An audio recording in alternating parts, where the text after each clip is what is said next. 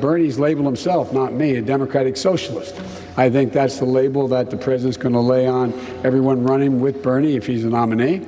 We need that kind of unification when our nominee is dividing people with a politics that says if you don't go all the way to the edge, it doesn't count. A politics that says it's my way or the highway. Are you talking about Senator Sanders? Yes. The way you bring people together is by presenting an agenda that works for the working people of this country, not for the billionaire class. The entire capitalism-socialism dichotomy is completely out of date. When you see a government that works great for those who can hire armies of lobbyists and lawyers and make big campaign donations, and it's not working so great for everyone else, that is corruption, pure and simple, and we need to call it out for what it is. Mayor Buttigieg is a great guy and a real patriot.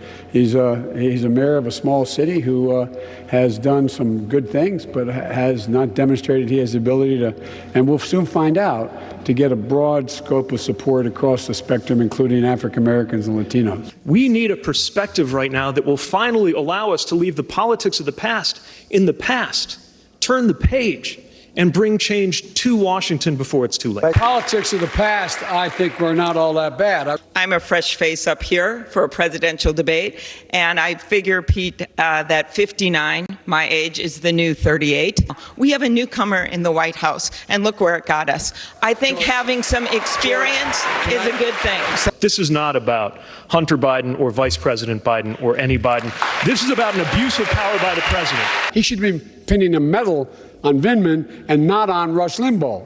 And I think what we should be doing now, I think we should all stand and give Colonel Vindman a show of how much we supported him. Stand up and clap for Vindman. Get up there. Who we are. And here's what I think the horror and the danger of what happened was: not only the acquittal of Trump, who in fact committed impeachable offenses and obstructed Congress, it is the precedent that it set. The precedent that it set. And what that precedent is about now is, in the future, you're going to have presidents who say, hey, Governor, you want highway money? You better support me, or you're not going to get it, because I am the president. I can do anything I want.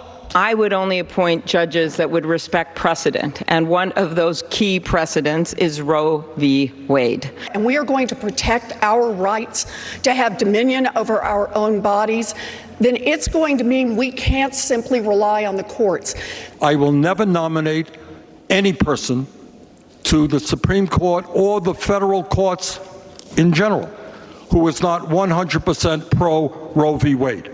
In order for us to prevent violence and remove the effects of systemic racism, not just from criminal justice, but from our economy, from health, from housing, and from our democracy itself. Senator Warren, is that a substantial answer from Mayor Buttigieg? No.